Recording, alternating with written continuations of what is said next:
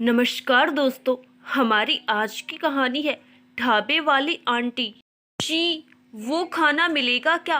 प्रमोद ने सकुचाते हुए उनसे पूछा।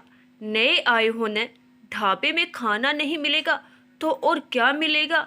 उनकी अनुभवी आंखों ने उनकी सकुचाहट को पढ़ लिया।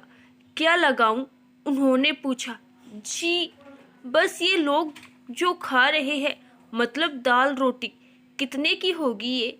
एक दो लोग और थे जो वहाँ खाना खा रहे थे। उनकी थाली में दाल रोटी सब्जी चावल देख के प्रमोद ने वही खाने को उनसे कह दिया। 20 रुपए की थाली है, 4 रोटी, दाल सब्जी और चावल। आराम से बैठो बेटा, लगाती हूँ, उन्होंने बड़ी ममता से कहा और रसोई में चली गई। ओह जी, पर एक बात है, मेरे पास सिर्फ सिर्फ 19 रुपए हैं। प्रमोद बड़ी शर्मिंदगी से बोल पाया। कोई नहीं, बाद में दे देना, अब खाना खाने तो रोज ही आओगे ना यहाँ। उन्होंने जाते जाते मुड़ के मुस्कुराते हुए वात्सल्य प्रेम में डूबी आवाज में मुझसे कहा। जी जी ठीक है, वह चैन की सांस लेते हुए बोला। उसके बाद खाना खाया और पैसे देकर वह अपने कमरे पे आ गया।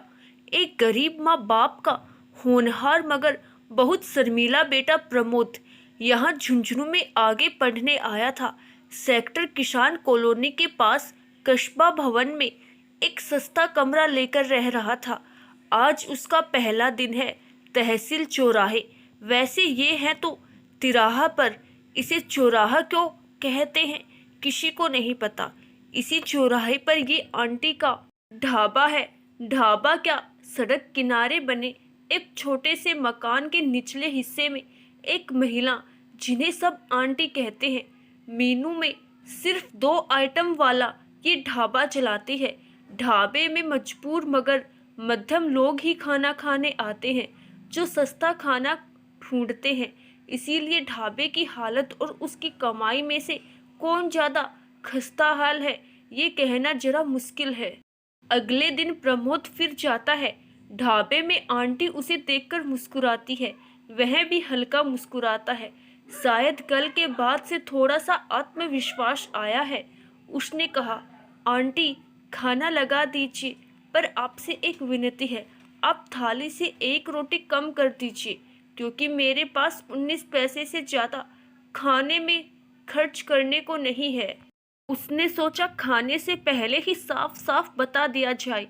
हालांकि बजट 20 रुपए का था, पर 1 रुपया रोज बचा के जब छुट्टियों में घर जाऊंगा तो अपनी माँ के लिए कुछ उपहार ले जाऊंगा। ये सोच के प्रमोद ने यह नीति बनाई थी। ठीक है, बैठ जाओ, अभी लगाती हूँ, कहकर वो रसोई में चली गई। एक तरफ की दीवार से लगी मेज कुर्सियाँ पड़ी थी और दूसरी ओर एक दीवार पे जमीन से करीबन 2.5 फुट ऊंचा एक प्लेटफॉर्म बना था, जिस पे चूल्हा बर्तन इत्यादि रखे थे। बस वही रसोई थी। आंटी का कद बहुत छोटा है, जिसकी वजह से रसोई का प्लेटफार्म उनसे थोड़ी ज़्यादा ऊंचाई पे पड़ता है और उन्हें खाना बनाने के काम में काफ़ी कठिनाई आ रही है। थोड़ी देर बाद वो खाने की थाली ले आई। अरे, आप तो इसमें 4 रोटी ले आई।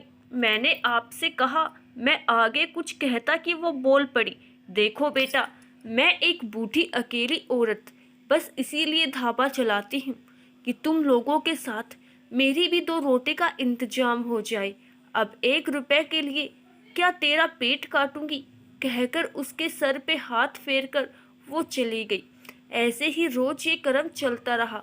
प्रतिदिन वह आंटी को ऊंचे प्लेटफॉर्म पे बड़ी मुश्किल से काम करते देखता।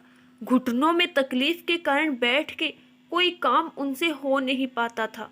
खाना खाता, 19 रुपए देता, कुछ हल्की फुल्की बातें उनसे होती। बस ऐसे ही कुछ महीने बीत गए और फिर आज के दिन वह काफी देर से ढाबे पे आया। अरे, आज बड़ी देर कर दी तूने, सब ठीक तो है? बैठ, मैं खाना लगाती हूँ। आंटी की आंखों में चिंता थी। प्रमोद ने कहा, सब ठीक है, और हाँ, खाना तो खाऊंगा ही, पर पहले आप रसोई में आओ मेरे साथ। उनका हाथ पकड़ के वह रसोई वाले हिस्से में उन्हें ले आया और उन्हें रसोई के प्लेटफॉर्म की ओर खड़ा किया और फिर उनके पैरों के नीचे पूजा पाठ वाले दुकान से खरीदी लकड़ी की एक मजबूत चौकी रखने लगा तो वो आश्चर्य से भर गई। उस पे खड़ी हुई और उनकी आंखों में न जाने कितने वर्षों के बंधे बांध खोल दिए। प्रमोद ने उनके पैर छुए और कहा, happy mother's day aunty. Aunty ने प्रमोद को गले लगा लिया और रोते हुए बोली, ऐसा बेटा भगवान सभी को दे। दोस्तों, हमें भी जहाँ तक संभव हो सके ऐसे लोगों की मदद जरूर करनी चाहिए जिससे समाज में प्रेरणा मिले और समाज आगे की ओर अग्रसर हो।